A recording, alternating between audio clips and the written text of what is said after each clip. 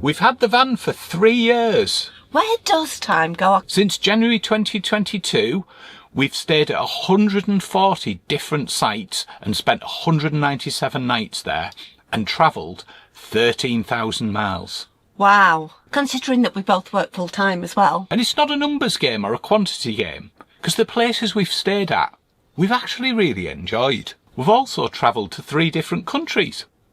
England, Scotland and Wales. We don't seem to have had any disasters. Fingers crossed that continues. I think that comes down to planning, doesn't it? I think so. There's definitely some planning involved in that. We'll cover that a little bit more a little bit later on. LeisureBit is the way to go with David, Rachel and Roxy. Let's hit the road and explore. A few weeks back, the van had its first MOT. Good morning. It's Tuesday the 17th of December and I'm on my way to take the van for its first MOT. Yes, that's right. It's almost 3 years. It's actually in January when it's its 3rd birthday, but I'm off today to take it, so it's done and dusted this year. Let's see how we get on. And it passed. How about that? The only thing I got stung for was some fuel treatment. But do you know what? I don't mind that because it'll probably do the engine good anyway. Anyway, that's good news. So how much does it all cost? From site fees perspective, it's cost us around, on average, and bear in mind that site fees were much lower when we started out and they've gone up. That's primarily driven by the cost of energy. Our average has been about £27 per night. Now you do have to consider in that we've had free stopovers such as pub stops, all the way up to £105 a night. So in total, for campsites over the past 3 years, that's £5,500. Wow. Quite a lot that, isn't it? Yeah, I didn't think it would be that much. The other costs to consider are, we've done 13,000 miles. We get just over 30 miles to the gallon typically. Some trips we get more. Obviously you can save money depending on your driving style. If you slow down a little bit, it goes up a bit, and so on and so forth. But we're working on 30 miles to the gallon. So that means we've spent £3,000 on diesel. On top of that, obviously with diesel, the van has AdBlue, so that's another £80 on AdBlue. Worth pointing out there, half of that cost was on one fill-up of AdBlue. When we went up to Loch Lomond, I think I paid a little bit over the odds because the alert had come on the screen and it was £40 just under. Mostly when I've filled it up at the pump and we've maybe put £10 in and we've done that a few times. So I think it's about £80 we've spent there on AdBlue. I've also spent £70 on ad hoc bits and pieces such as oil to top up, washer fluid and various bits and pieces like that over the 3 years, which isn't too bad I don't think, but things like that do need to be considered in your budget of course. There's also costs such as insurance, road tax, servicing, all of the kind of fixed costs you get there, and including that MOT as well, which is about £1,200 per year. From the habitation side, each year I get a habitation service. There's one due very soon. It makes sure things are done so that we don't have a problem as well going forward. And I think that's well worth it because it keeps it right. And that comes to £540 over 3 years. When we add all that together, and we're not taking into account the cost of the van here because there's just so many variables in terms of how we'd account for that. But in 3 years, that's £12,640 over 3 years, which if you roll that back to the average cost for a year, add a bit of maintenance in, it's about £4,500 a year, because you need £200 or £300 each year just for fixing bits and pieces and ad hoc things. Hopefully that's all you need. Obviously if something goes wrong it can cost more, but on average I'd probably say that's £4,500 per year. And that doesn't include food, drinks and admission to places that we've been to visit either. Yeah. So that all of that's on top, isn't it, Rachel? I'd say around £4,500 is our kind of running cost. The other variables to that, of course, if you do more miles, the cost goes up. If you do more sites, the cost goes up. If you stay at expensive sites, the cost goes up. We're picking sites at places we want to visit, and the site cost is the site cost. Let us know in the comments if you see kind of similar costs. The Elddis CV20, so was it the right van for us? Yeah, absolutely was. Love the layout. Do you know what? At the price point, it's an absolutely cracking van. We got a good deal on it and it's done us really well.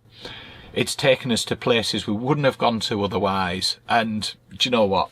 It's been brilliant. No regrets there whatsoever. Been really happy 3 years on. On the vehicle side, it's never broken down, which is brilliant, isn't it? That's what you want from a vehicle. You don't want it to let you down. As you probably know, about a year ago, I have a problem with the glow plugs. It didn't cause us not to be able to drive it or anything like that. But we did lose a day when it was in the dealers getting sorted out. And they did try and charge me for the glow plugs. I did get that sorted. It did get done under warranty.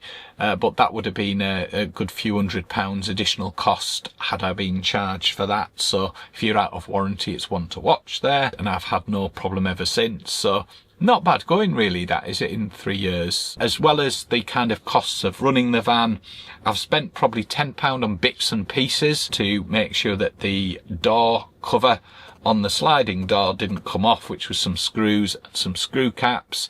The only other thing I've had to actually change in the van for transparency is the roof light. There was a leak coming for that when it was parked kind of facing downhill. Basically what was happening, the water was building up on the roof in the ridges and it was going above the threshold on the previous window for the roof light. It was causing it to drip in that scenario a little bit. It wasn't getting into the kind of structure of the van. It was just dripping through the frame. But that's no good, is it? I was going to change it out anyway for a Max fan, so it just brought that forward, and I'm really happy with the Max fan. We visited some lovely places over the last 3 years that we've had the van. Some really lovely places. What we want to do now is share our highlights and our favourites in categories, but we haven't conferred, so this is going to be interesting to see if we pick the same ones. Well, let's get started. So our first category is favourite pub stopover. So what was your favourite? It was the Black Horse at Kirby Fleetham. Reason being, it had electrical hookup, it had toilets 24 hours a day, they were really friendly and welcoming, beautiful village, and the food was exceptional. Mine was the Black Horse, but this time I'm not picking the one at Kirby Fleetham, I'm picking the one near Beamish, as we had an absolutely cracking evening there. It was one of the first pub stopovers we did, and we had a lovely day in Beamish the day afterwards. So I'm picking that one. The second category, favourite caravan and motorhome club site. Again, this was another easy one for me. It was one we did this year, which was Buxton. And why did I like it? I liked it because it was a beautiful, peaceful, tranquil setting. Wasn't too far into Buxton, but there were some stunning walks. Okay, I got lost in the woods, but apart from that, it was a beautiful site. It really, really stood out for me. What about you? Well, interestingly, I had to put Buxton down, and probably the only other one, for exactly the same reasons as Rachel said, albeit the Lost in the Woods had a different angle from my perspective. If you saw that video, if not, check it out. It's worth a watch, especially the look on Rachel's face when I find her. In the fields, the birds. The other one I thought actually that brought back good memories was Whitewater, just because it's been the start when we had the motorhome originally, and when we had this one, it's always been the first place we go to. The next category is favourite camping and caravanning club site. And it's worth noting we've been to less of these because we've always had problems getting booked up because there's been minimum night stays, whereas you don't have that with the Caravan and Motorhome Club. We have managed to get on some odd nights on some, but we have had less to choose from here. And I think mine, again, it's another quite easy one for me, is Keswick. I just think the location, near the lake, a quick trot into Keswick, beautiful facilities, nice town, dog friendly. I liked it. What about you? Exactly the same. And I had an absolutely cracking birthday there the other year. It was brilliant. It's a lovely site. Obviously, you've got to be careful because it does flood. You're always at risk that you might get moved off there. But it's an absolutely cracking site by the lake. Brilliant. The next one is What's your favourite CL or CS? So these are the little 5-van sites operated by the Caravan and Motorhome Club and the Camping and Caravanning Club. For mine, it was Church Home in Danby Wisk. I just thought it was a beautiful site. The attention to detail and the facilities available were second to none. The owner was really, really friendly and welcoming. There was chickens, there was the beautiful church to look around, and a lovely quirky pub, and we met some brilliant people. Have you got anything different to me this time? I actually again thought Church Home was absolutely brilliant. It's a lovely area. It's on the coast to coast walk. It's really, really nice. But I actually put Betley Park down because I just thought it was a little bit of a different experience. It was a different area from us down in Shrewsbury. Made to feel so welcome there. It was really, really nice. I liked it. We could play games outside. Yeah, I like that. especially when it was raining as well. That's where we actually noticed the leak coming from the roof light previously when we were there, because we just hadn't quite levelled up properly, so we were tilting slightly forward. But yeah, Betley Park was great. The next category is favourite stopover, and for this one it's one we did quite a while ago, and it was one that was a little bit different, and that one is Stump Cross Caverns. And it's actually been on the TV. It was on a Channel 5 Hotel Inspector, was it? It was. We really enjoyed the stay, but I'd love to go back and see how it's changed. It was just a really brilliant experience in beautiful landscape. It was absolutely cracking. What do you think? Yeah, I agree with you. It was different, quirky, and a great experience. Loved it. Our next category is favourite rally.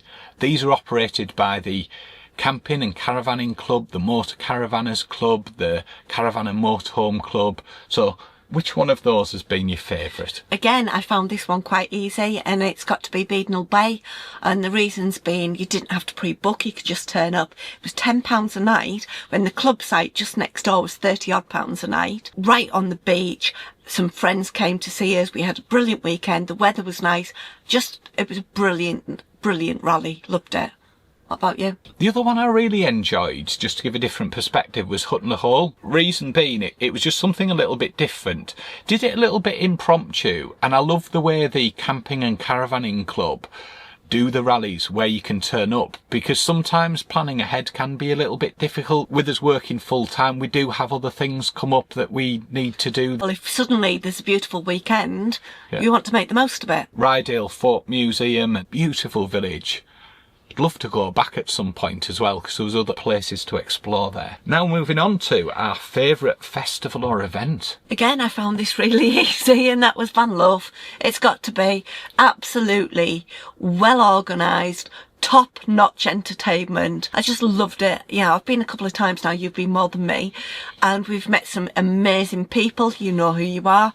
The entertainment, you know, I just love the whole atmosphere of it. It's just exceptional. Ellie Sack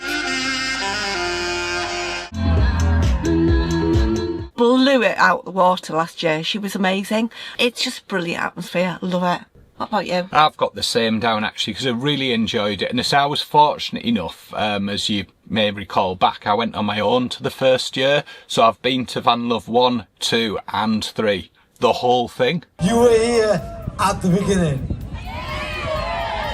Enjoy the rest of the weekend. We've been Utah Saints since our last track. I'm not a particular festival goer or anything like that, but it just seems to have the sweet spot, and obviously a lot of things about what sort of music you like and things, but you know what? Really like the music from it. It kind of fits in the era. We're booked up for this year. Let us know in the comments if you're going along. It'd be good to meet you if you are. Our next one is a favourite site close to a town or close to a city. This one, I surprised myself, and if you'd asked me a few weeks ago, I probably wouldn't have said it, but it was Hawes, and we've driven past it so many times, and I've never fancied going there. We booked it, we went, and I had a brilliant time. It was much closer to Hawes than I thought it was. The dog walking area was exceptional. Roxy loved it. I just really, really enjoyed it. The cheese factory, you must go for the cheese factory as well. That was just incredible. What have you put? Hawes is absolutely brilliant. I'd actually written down, and You probably will disagree with me on this, but it was Roundtree Park. We've been a couple of times, really enjoy the wander into York, and the fact that you can either go left as you come out of the site into the heart of the city, or you can go right into lovely countryside. Just quite like that one. I know it's a bit pricey, it's probably a controversial answer, but I quite liked it. I like it. I just think that Hawes is prettier. Oh, no doubt, Hawes is absolutely prettier. It's a prettier site and a prettier area. Kind of really hits the city vibe on that one. The next one, interesting category, favourite luxury site for a treat. Easy peasy for me again. Kip and Nook, just exceptional facilities. Hot tub on your pitch if you get a hot tub pitch. The actual facilities, the toilet block, epic. And the workshop, the indoor area that's got all the different cars, bar that make pizzas, there's table tennis, etc. It is just, it's like a campsite on a different level. It is just exceptional. I just love it, love it, love it. And it's actually quite close to home too. What about you? So I actually put Kip and Nook down, but there was a couple in my mind that followed quite closely, not kind of in the same extreme as Kip and Nook. I put Green Acres, and also the one we went to at Toft Hill with the animals and things, because it just kept giving and giving and giving when we arrived. The expectations were set as, oh, it looks quite nice, but it just absolutely exceeded and exceeded and exceeded in every bit of it, from the animals to the food. Absolutely cracking, and such lovely people. Do you know what, David? You're right. It was exceptional. The animals, they were just so gorgeous, and David still hasn't let me have a llama, and I think he's very mean.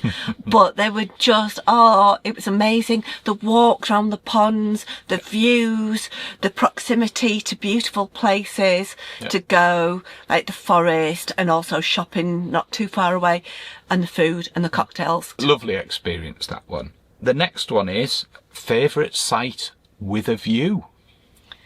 This one was early doors of getting the camper, and I think this was about situational. So we went to Castlereagh Hall in Keswick. We got there, the sun was beautiful. We got the most gorgeous pitch. The view over the lake was just exceptional. We opened the back doors, we poured a little drink, and we sat and we just looked out. Incredible. I've got to agree with you on that one. And the day we went, the weather we got, the pitch we got, absolutely cracking. We're now on to our last one before our final question, which is the best independent site that you've been to. Rachel. This one surprises me as well, and I've got to say it was Park Foot last Easter. We booked it last minute, and there were the new Super XL pitches, and they blew me away. It blew me away because of the proximity to the lake, so it was really close to there. It was close to the path into Pooley Bridge. Pooley Bridge is just the most gorgeous place, and dog friendly, lots of places to eat and drink. There's places on site to eat and drink. It was just lovely. It was a wonderful break, and I think those new pictures at the bottom are just incredible. What about you? Well, this is probably the toughest one to answer because we've been to some beautiful independent sites. I actually think also, if you're considering Park Foot, there's Waterfoot, and there's also Waterside.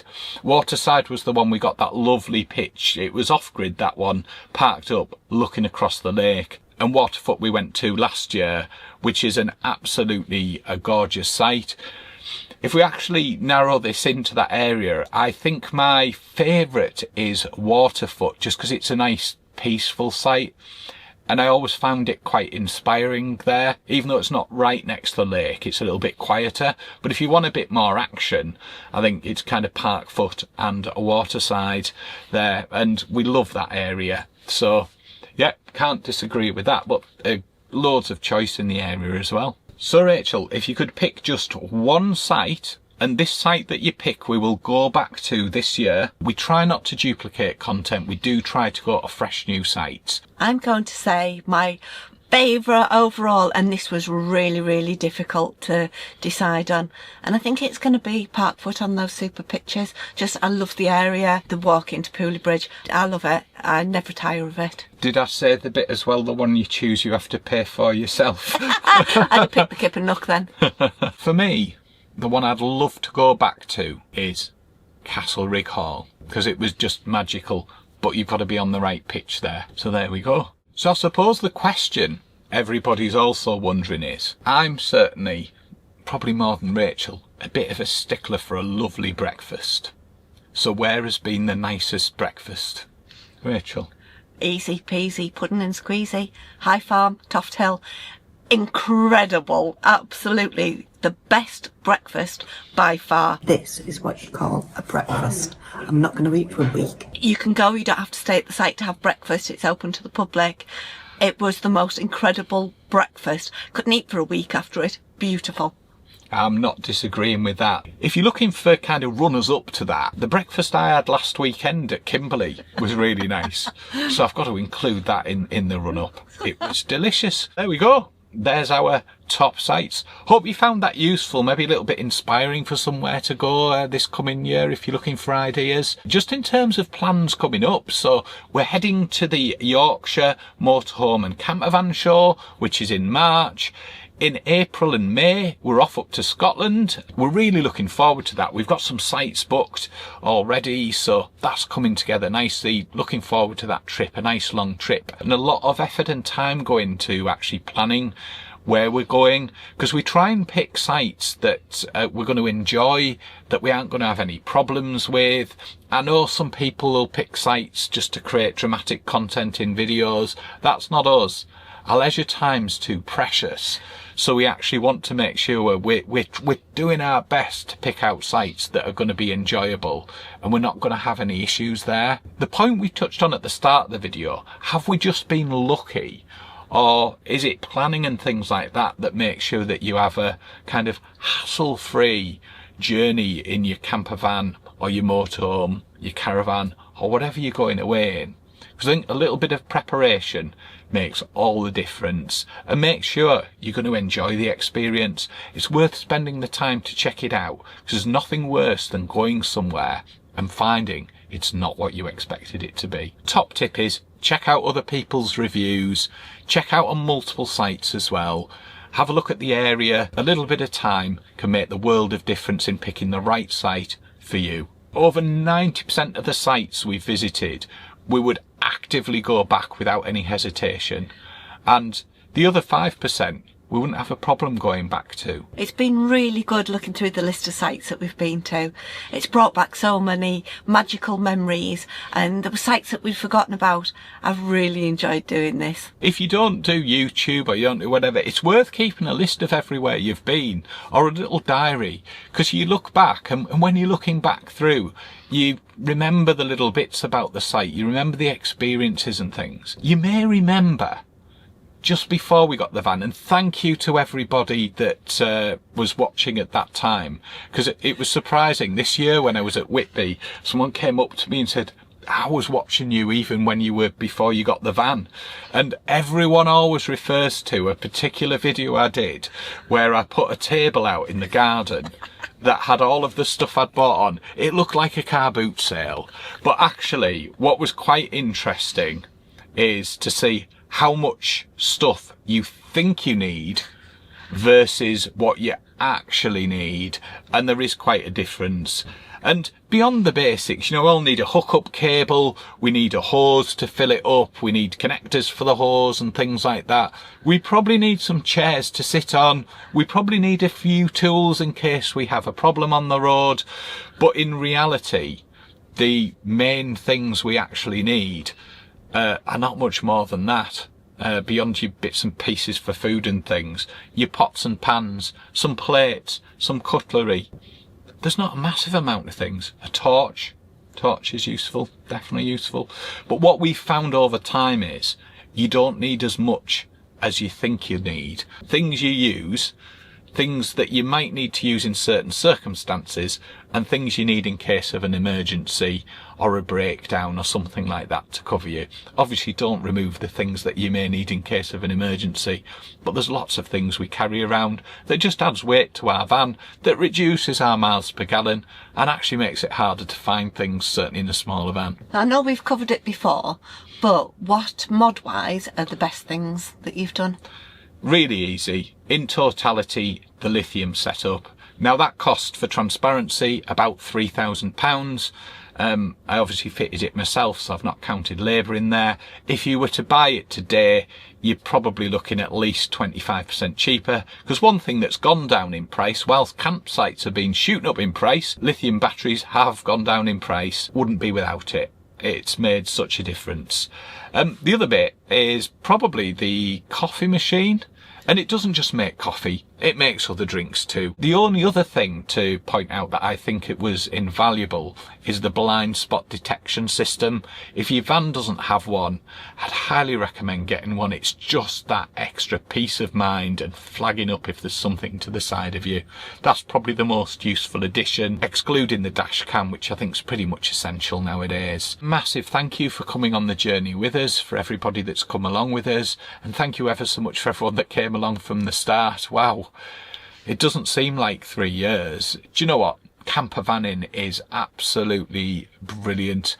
We've thoroughly enjoyed it. It's one of the best decisions we ever made, and hopefully it continues that way. And fingers crossed, I'm hoping we haven't been just lucky, and I hope things continue as they are, and I hope we don't have any disasters or anything like that. Thank you. We're so lucky to have such nice subscribers as well. It's been fantastic to meet everybody over the years as well.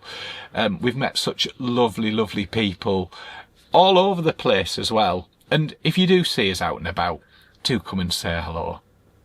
We love it. To finish off with, there was one thing I spotted when I was going back. A few years ago, did a little bit of a collection for Stand Up to Cancer on stuff that I kept chipping money in when we got things in.